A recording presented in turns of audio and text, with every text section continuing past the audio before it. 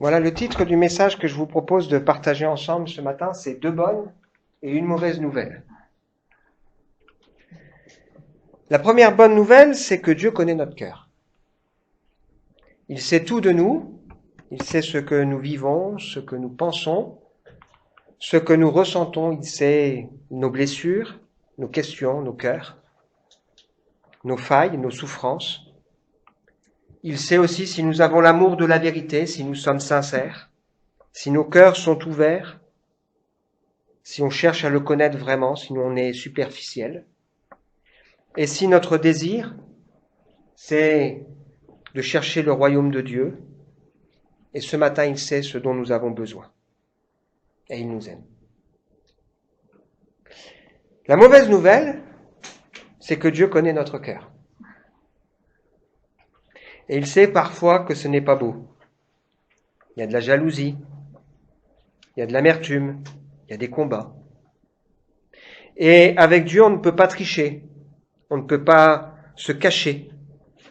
La parole de Dieu est comme une épée qui est capable de pénétrer jusqu'au plus profond du cœur, capable de séparer ce qui relève de l'âme et de l'esprit. Tout est à nu et tout est à découvert devant cette parole, Jésus, la parole faite chair. Et un jour, on aura à rendre compte pour ce qui se passe dans nos cœurs. On sera jugé pas seulement sur ce qu'on fait, mais aussi sur les intentions qui seront les nôtres, nos mobiles. C'est ce qui amène Jésus à nous dire que c'est du dedans du cœur, c'est du cœur de l'homme que viennent les mauvaises pensées qui le poussent à l'immoralité, à voler, à tuer, à commettre l'adultère, à vouloir ce qui est aux autres, à agir méchamment, à tromper, à vivre dans le désordre, à être jaloux, à dire du mal des autres, à être orgueilleux et insensé. Notre cœur est parfois bien tortueux. On dit que l'homme, il a 3 ou 4 visages. Il y a celui qu'il se connaît. Il y a celui qu'il montre aux autres. Parfois, il est différent en plus quand il est avec son entourage par rapport à celui qu'il a de manière publique. Et puis, il y a le visage que Dieu réellement connaît. Notre vrai visage. Et puis, la deuxième bonne nouvelle, c'est que Dieu peut changer notre cœur. Et justement, il est venu pour cela. Jésus est venu pour cela. Il est venu pour enlever ce cœur dur, tortueux, méchant, mauvais, avec tous ces combats. Pour changer ce cœur, pour mettre un cœur nouveau. Nous remplir de son esprit. Nous transformer. C'est pour ça qu'on a chanté « Tu es le potier ». Il y a dans l'Ancien Testament l'image d'un potier qui commence à construire quelque chose, ça rate, alors il recommence. Et c'est une image pour nous montrer que Dieu, il veut renouveler notre cœur par le Saint-Esprit. Tout ça est devenu possible grâce à la croix. La bonne nouvelle de l'Évangile, l'envoi du Saint-Esprit. Change mon cœur, Seigneur. Purifie-moi. Parce que Dieu nous aime. Alors ces 3 vérités, nous allons les découvrir ensemble ce matin à travers la vie de David. Il y a plusieurs raisons, j'en ai noté 3 raisons majeures pour nous d'étudier, de réfléchir ensemble ce matin et puis dans les semaines à venir à la vie de David. D'abord parce que parfois les gens posent cette question, quand on explique que Jésus est le seul moyen de salut, le seul chemin, le seul qui puisse nous pardonner nos péchés, nous permettre de nous approcher de Dieu, les gens disent, mais qu'en était-il de ceux qui sont nés avant Jésus? Et la réponse, elle se trouve dans la Bible, dans la lettre que Paul écrit aux Romains, où il nous raconte qu'il y a un principe de foi et de foi dans la grâce de Dieu qui existait dans la vie d'Abraham, qu'on a étudié jusqu'alors, et qui existe aussi dans la vie de David. Abraham a cru quand Dieu l'a appelé, il a cru quand Dieu lui a dit qu'il allait avoir un fils alors qu'il était vieux et que sa femme était stérile. Il a fait confiance à Dieu. Et à cause de cette foi dans la grâce de Dieu qui transforme, il est un modèle pour nous. Et David est un modèle parce que c'est un homme qui nous montre une deuxième vérité, c'est celui qui incarne la foi qui permet de saisir le pardon. Il exprime cette joie en disant « Heureux celui à qui La transgression est remise à qui le péché est effacé. Heureux l'homme à qui Dieu n'impute pas, c'est-à-dire sur le compte duquel Dieu ne retient pas la faute et qui est exempt de mauvaise foi. Et il raconte que dans sa vie, il a eu cette lutte parce que tant qu'il se taisait, dans son cœur, il y avait ce combat. Il gémissait toute la journée, nuit et jour, sa main s'appesantissait sur lui, sa vigueur n'était plus que sécheresse, et à un moment donné, il a cédé devant Dieu, il a dit, je t'ai fait connaître mon péché. Je n'ai pas caché mes transgressions, j'ai dit, j'avouerai mes transgressions à l'Éternel, et tu as effacé la peine de mon péché. Et donc la question qui se pose pour nous déjà ce matin à travers ce que nous découvrons de la vie de David, c'est est-ce que moi aussi j'ai expérimenté le bonheur d'être pardonné de mes péchés? David, c'est ce qu'il incarne. Heureux l'homme à qui le péché est pardonné.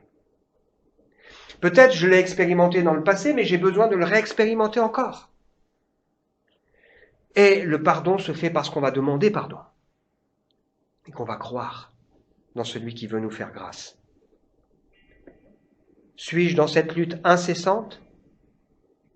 Ou est-ce que, comme David, à un moment donné, je dis, allez Seigneur, je t'offre grand mon cœur, je ne veux rien cacher. Je cède ma volonté à la tienne. Seigneur, pardonne mon péché. Sans pardon, pas de salut. Sans repentance, pas de pardon. La deuxième raison qui est intéressante pour nous de nous pencher sur la vie de David, c'est que c'est le seul homme de la Bible qui est appelé l'homme selon le cœur de Dieu. C'est pas rien quand même. Alors c'est vrai que Jésus est appelé son fils bien-aimé en qui il a toute son affection, mais c'est particulier. Mais David, il est appelé l'homme selon le cœur de Dieu.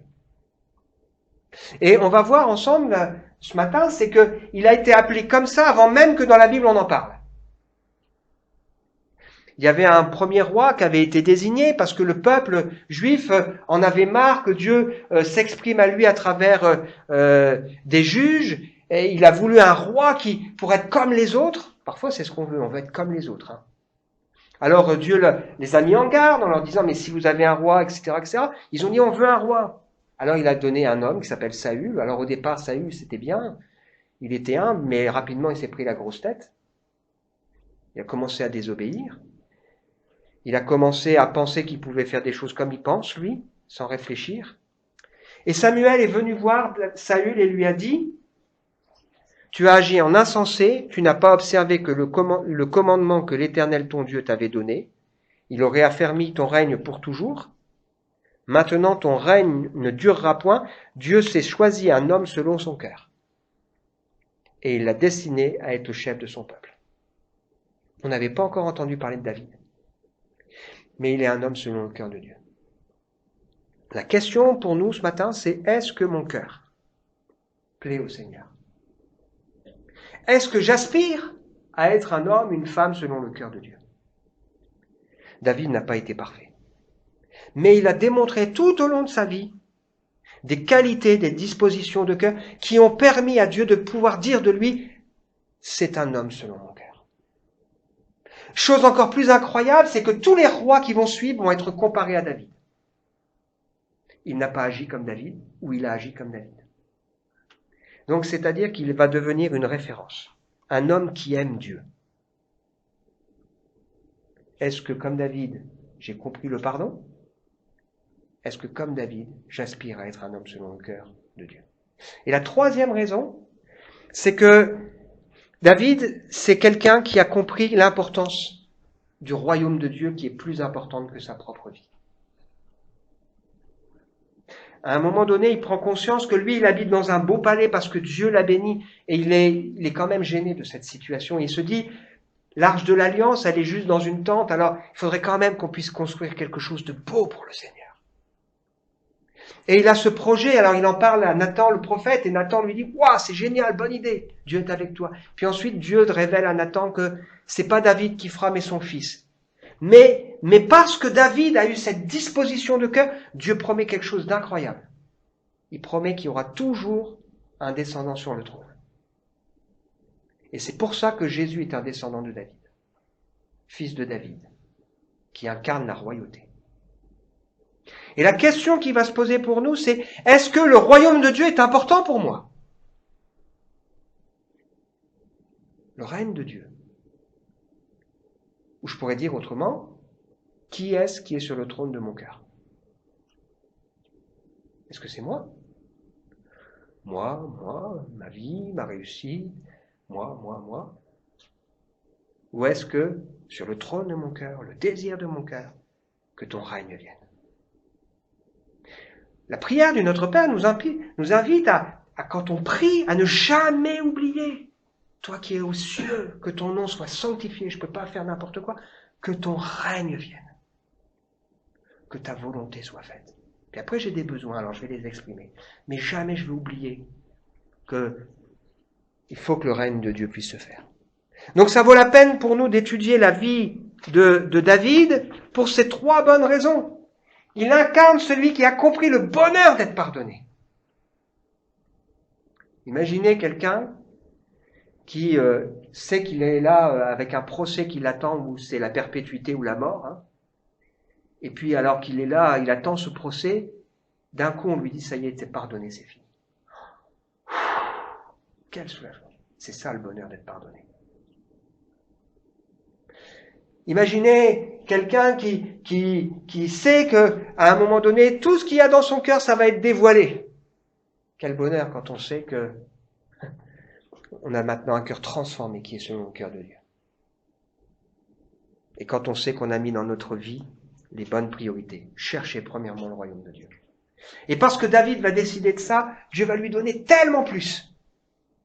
Je peux vous dire une chose avec certitude, c'est qu'à chaque fois qu'on mettra Dieu en priorité, ce ne sera pas forcément facile, mais ce qui est sûr, c'est qu'on sera béni. Il n'y a personne qui, ayant abandonné pour le Seigneur, son père, sa mère, ses rois, etc., ne reçoive au centuple, avec des tribulations, sur cette terre et pour la vie éternelle. On ne le fait pas par calcul, mais ce qui est sûr, c'est que jamais, jamais Dieu ne sera en reste. Vous croyez ça? Alors on va découvrir l'histoire de David.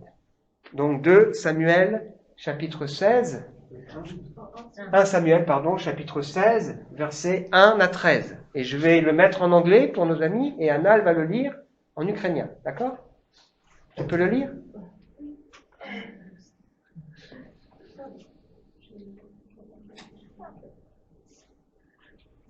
On te laisse trouver, vas-y. 1 Samuel, chapitre 16, verset 1, puis après on va passer au verset 4, tu sais?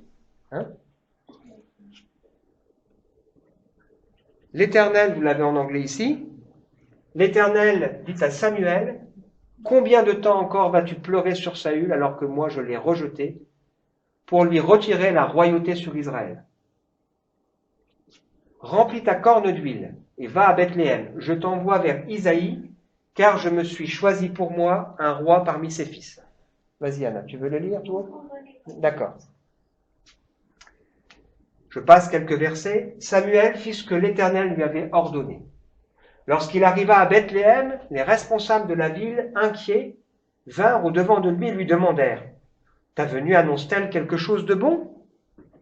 « Oui, répondit-il, c'est quelque chose de bon. Je suis venu offrir un sacrifice à l'Éternel. Purifiez-vous et venez ensuite avec moi au sacrifice. »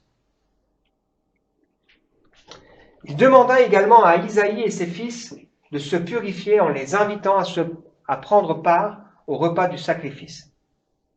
À leur arrivée, il remarqua Eliab et il se dit, « Certainement, c'est celui qui se tient maintenant devant l'Éternel, qu'il a choisi pour lui donner l'onction. » Mais l'Éternel lui dit, « Ne te laisse pas impressionner par son apparence physique et sa taille imposante, ce n'est pas lui que j'ai choisi. Je ne juge pas de la même manière que les hommes. L'homme ne voit que ce qui frappe les yeux, mais l'Éternel regarde au cœur. » Ensuite, Isaïe appela Abinadab et le présenta à Samuel, mais il dit, « L'Éternel n'a pas non plus choisi celui-ci. » Puis Isaïe fit avancer Shama.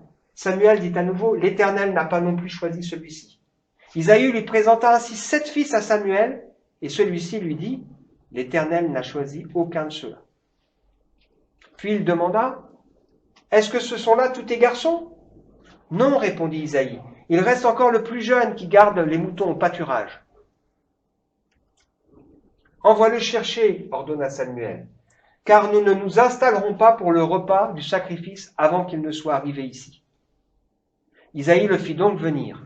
C'était un garçon aux cheveux roux avec de beaux yeux et qui avait une belle apparence. L'Éternel dit à Samuel, c'est lui. Vas-y, confère-lui l'onction. Samuel prit la corne pleine d'huile, il en oignit David en présence de sa famille. L'Esprit de l'Éternel tomba sur David et il demeura sur lui à partir de ce jour-là et dans la suite. Après cela, Samuel se remit en route et retourna à Rama.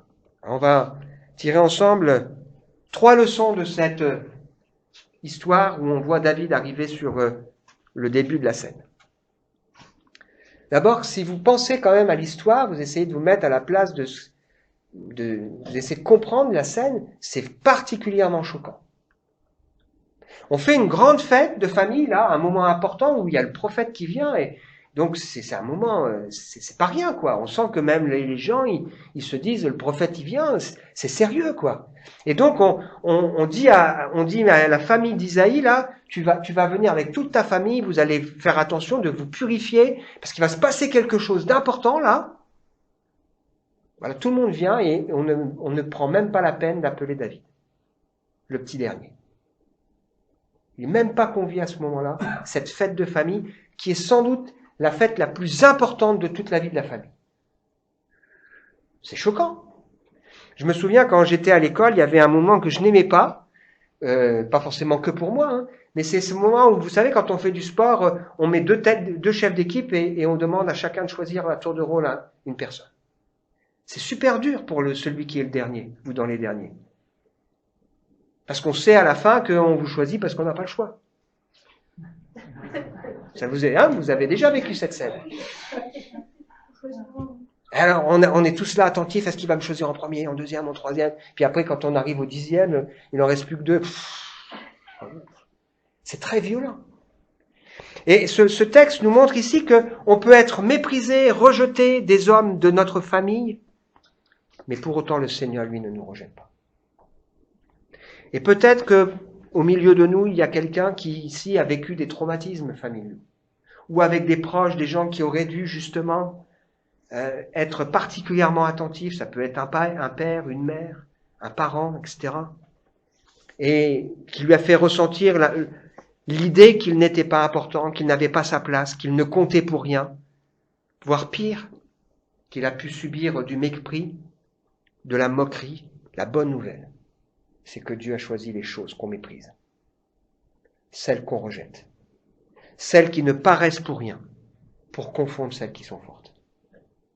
Dieu n'a pas choisi les plus grands et les plus grandes, mais il a choisi ceux que les hommes ne veulent pas. David, il vit quelque chose de terrible.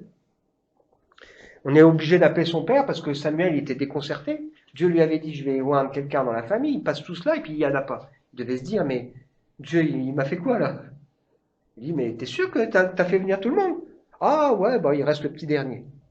Moi, je suis le plus jeune de ma famille, mes 3 frères et sœurs, et on m'a souvent appelé le petit dernier. J'aimais pas. Même quand j'avais 15 ans, on m'appelait le petit dernier des fois pour m'embêter. J'aimais pas cette expression. Le petit dernier. Mais c'est justement lui que le Seigneur a choisi. Jésus est venu pour les laisser pour compte. Jésus est venu pour ceux qui sont méprisés. Jésus est venu pour les mal-aimés. Jésus est venu pour ceux qui sont traités injustement. Et si dans ma vie, dans mon cœur, parfois, j'ai l'impression que on m'écoute pas quand je parle, ou que mon avis ne compte pas, ou que je n'ai pas ma place, ou que voilà, rappelons-nous que s'il y a bien une personne qui nous comprend, c'est le Seigneur. Il est la pierre principale qui a été méprisée et rejetée par ceux qui bâtissent. On a lu tout à l'heure ce texte d'Ésaïe. Il s'est élevé comme une faible plante, il n'avait rien pour plaire, rejeté par les hommes, semblable à celui dont on détourne le visage. C'est pourtant lui qui est le sauveur du monde. Et on sent dans ce texte que David, il avait une beauté. C'était pas forcément une beauté seulement physique, mais il avait une beauté du cœur qui plaisait au Seigneur. Dieu appelle ceux qui sont méprisés, ceux qui sont mal aimés, ceux dont le cœur est brisé, pour faire quelque chose avec eux. Et peut-être que ce matin, il y a un appel particulier pour quelqu'un qui se dit, ouais, dans ma vie, j'ai cette blessure, traitée durement par un père, une mère, je ne sais pas. Mais le Seigneur est là, et lui ne nous rejette pas. La deuxième chose qu'on en apprend dans ce texte, intéressant, c'est que l'homme, il regarde à l'apparence, mais que Dieu regarde au cœur. Même Samuel, le prophète, il est impressionné au départ quand il voit le défilé des frères, des hommes de guerre. Waouh, il est grand, il est fort, ça doit être lui. Ah non, bon. Alors lui, ah oui, lui aussi, il est grand, il est fort. Samuel, il n'était pas encore un homme de guerre. Mais ce qu'on va découvrir, et c'est ça qui est intéressant, c'est qu'en réalité, Dieu est en train de le préparer dans l'ombre. Dieu est en train de le préparer dans l'ombre. On va le voir par la suite. Nous aussi, parfois, nous sommes impressionnés par ceux qui parlent fort, qui semblent tout savoir, qui semblent réussir, ceux qui donnent l'impression d'avoir des appuis, du pouvoir, des richesses. Mais tout ça, c'est rien aux yeux de Dieu. C'est pas ça que Dieu regarde. Il regarde au cœur. Qu'est-ce que le Seigneur voit quand il regarde mon cœur aujourd'hui? Vous vous souvenez, hein? Une bonne nouvelle, il connaît mon cœur. Une mauvaise, il connaît mon cœur. Et une bonne nouvelle, il peut changer mon cœur. Ça ne veut pas dire que tout sera facile, hein? Si vous regardez la vie de David, toute sa vie, il va être méprisé par ses frères, méprisé par le roi, il fera des choses et le roi dira, mais au fait, c'est qui celui-là?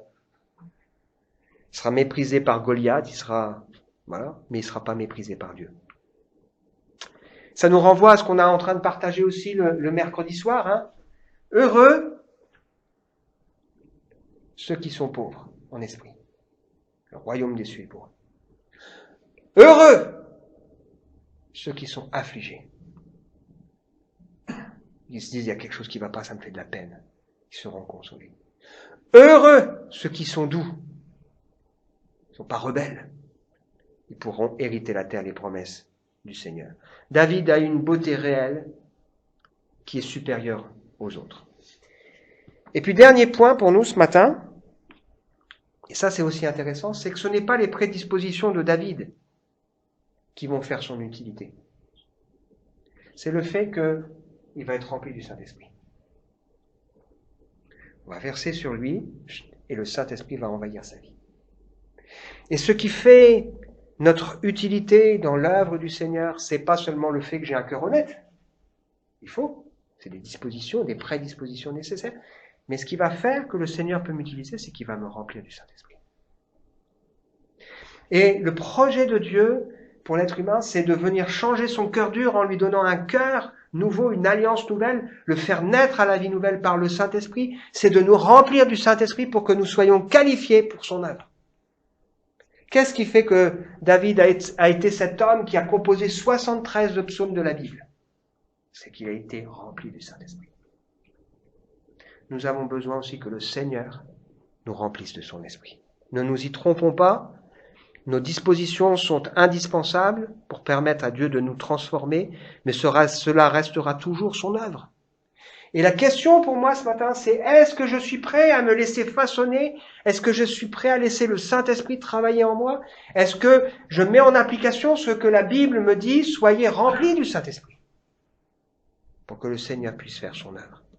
Un homme selon le cœur de Dieu, qui se prépare dans l'ombre, en gardant les brebis, qualifié par le Seigneur, qui fera de lui cet homme de Dieu utile, dont on parle encore aujourd'hui, mais qui va devoir se mettre à l'école du Maître. Est-ce que je suis à l'école du Maître?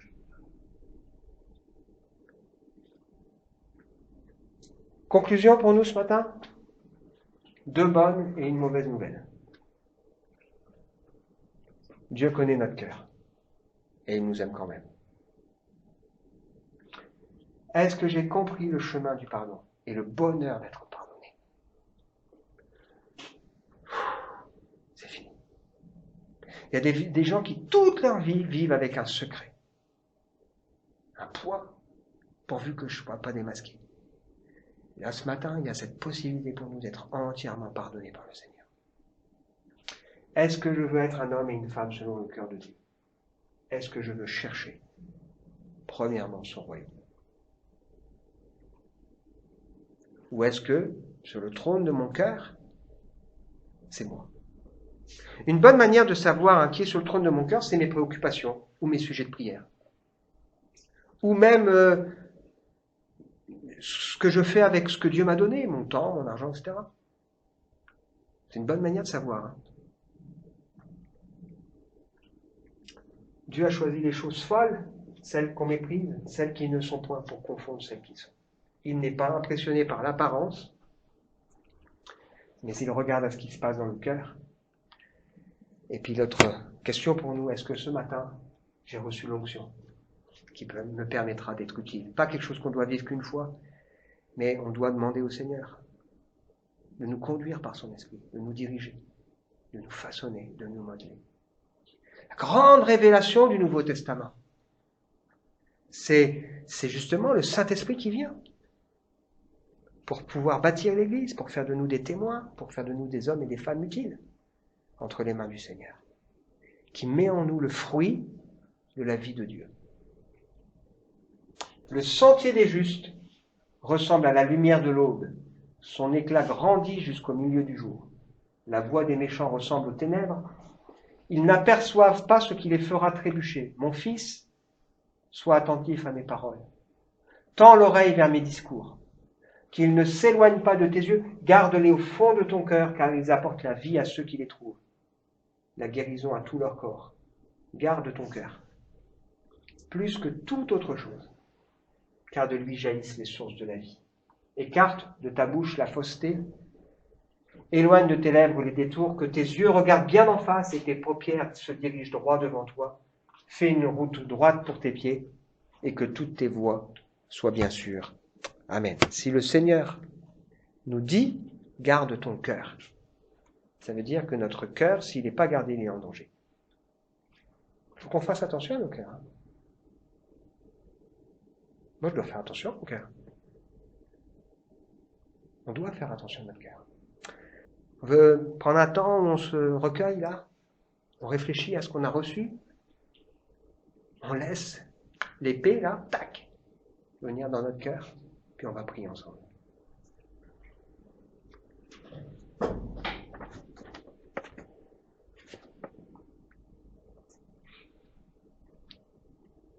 Seigneur, tu connais nos cœurs, tu connais nos vies, rien ne t'est caché, mais tout est à nu et à découvert devant toi.